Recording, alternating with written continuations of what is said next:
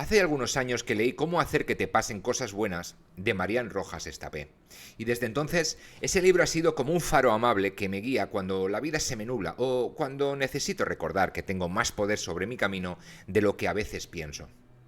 Cuando lo tomé por primera vez, estaba en un momento en que buscaba algo que me diera claridad.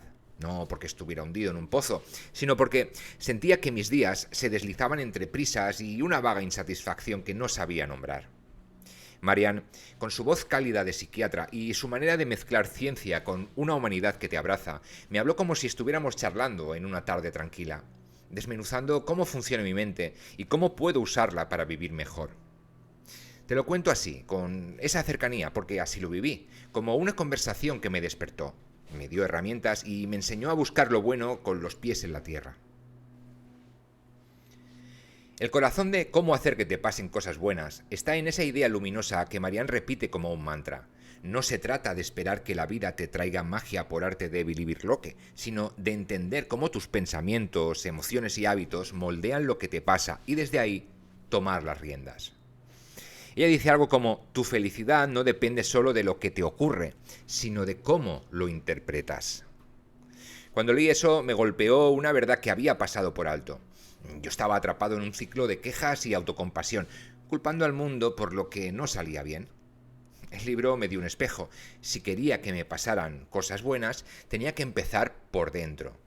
Desde ese momento empecé a mirar mis días con una pregunta. ¿Qué puedo hacer hoy para que esto sea mejor? Y aunque no siempre he encontrado la respuesta, ni tampoco ha sido una respuesta grandiosa, ese cambio de enfoque ya marca una diferencia. Una enseñanza que me marcó fue la del poder de las emociones y cómo gestionarlas, algo que hemos hablado ya bastante en este canal. Marian explica, ya os digo, con esa mezcla de ciencia y ternura que la hace única, que las emociones no son buenas ni malas por sí mismas. El miedo, la alegría, la tristeza no son malas ni buenas en sí mismas, sino que lo importante es cómo las manejamos. Ella dice, las emociones son mensajeras, escúchalas, pero no las dejes tomar el volante de tu vida. En mi vida de entonces yo vivía a merced de lo que sentía. Un mal día y me arrastraba la frustración. Una buena noticia y me subía por las nubes. Pero después de leerlo, empecé a practicar esa distancia. Cuando me enojaba, respiraba hondo y me preguntaba, ¿qué me está diciendo esto? Una vez, tras un roce con un amigo, en vez de explotar, me callé, pensé y luego hablé. El resultado fue una charla que arregló todo. Desde entonces me digo, siente, pero decide. Y esa calma me ha dado un timón para navegar mis tormentas. Otra lección que me resonó fue la del cortisol y cómo el estrés nos roba la claridad. Marian, como psiquiatra, desmenuza cómo el cortisol, ya sabéis, esa hormona del estrés, nos pone en modo supervivencia, nublando nuestra capacidad de ver lo bueno. Ella escribe, el estrés crónico te hace vivir en un eterno ¿qué pasará? En vez de en un ¿qué puedo hacer? Yo vivía acelerado, claro, plazos, preocupaciones, un run run constante en la cabeza. Pero el libro me enseñó a bajar el ritmo. Empecé a buscar pausas, 5 minutos de silencio, un paseo sin prisa. ¿Para qué? Pues para dejar que mi cuerpo se asentara. Una vez, tras un caótico día, me senté con una taza de té y dejé la mente quieta. No solucionó todo, pero me dio perspectiva. Desde entonces me digo, para, respira. El cortisol no manda. Y esas pausas me han devuelto el control. El libro también me dio una visión nueva sobre la felicidad como un equilibrio, no como un estado permanente. Marian dice, la felicidad no es estar siempre arriba, es saber volver cuando bajas. En mi caso, yo buscaba una felicidad de postal, todo perfecto, sin nubes, pero después de leerlo, entendí que los bajones son parte del juego y lo que importa es cómo los enfrento. Empecé a practicar esa elasticidad. Si algo salía mal, me decía, esto pasará, ¿qué puedo aprender? Una vez, tras un fracaso, en vez de hundirme, busqué una lección. Y la encontré. Claro, no fue fácil, pero me levantó. Desde entonces me digo, subes y bajas, pero siempre puedes volver. Y esa flexibilidad me ha hecho más fuerte. Otra idea que me fascinó del libro fue la del impacto de las relaciones en nuestra vida.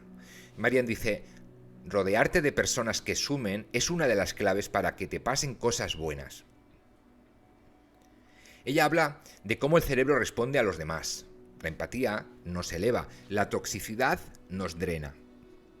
En mi vida de entonces tenía vínculos que me agotaban, pero los mantenía por costumbre. Pero después de leerlo, empecé a elegir más tiempo con quienes me inspiran, menos con quienes me apagan. Una vez, después de dejar de forzar una amistad que solo me restaba, sentí un alivio inmenso. En su lugar, cultivé otras que me dieron luz. Desde entonces me digo, escoge tu tribu con cuidado. Y esa elección me ha traído más alegría y más calma. Otra enseñanza que me caló fue la del poder de la atención. Marianne explica que lo que enfocamos crece. Si miras lo malo, se hace grande. Si buscas lo bueno, lo encuentras. Ella dice, tu mente es como una linterna. Tú decides dónde apuntas. Yo solía fijarme en lo que fallaba, un error, un problema, y mi día pues se teñía de gris. Pero el libro me invitó a girar la luz. Empecé a buscar 3 cosas buenas cada día. Un gesto, un sabor, un momento, y a anotarlas. Yo os digo, busca la luz, porque siempre hay, y esa práctica te hará más luminoso. El libro también me enseñó que el pasado no tiene que definir el presente. Marianne dice, lo que pasó te marcó, pero no dicta cómo ser hoy. Yo cargaba con mochilas viejas, culpas, heridas, cosas que no podía cambiar, pero después de leerlo empecé a practicar el soltar. Miraba esos recuerdos y me decía, ya no eres eso. Una vez recordé un error que me avergonzaba, respiré hondo y pensé, fue una lección, no una condena. Y lo dejé ir. Desde entonces me digo, el pasado es un maestro, no un carcelero. Y esa liberación me ha dado alas para mirar adelante. Otra lección fue la del cuerpo como aliado. Marianne explica cómo el estrés, el sueño y la comida afectan a nuestra mente.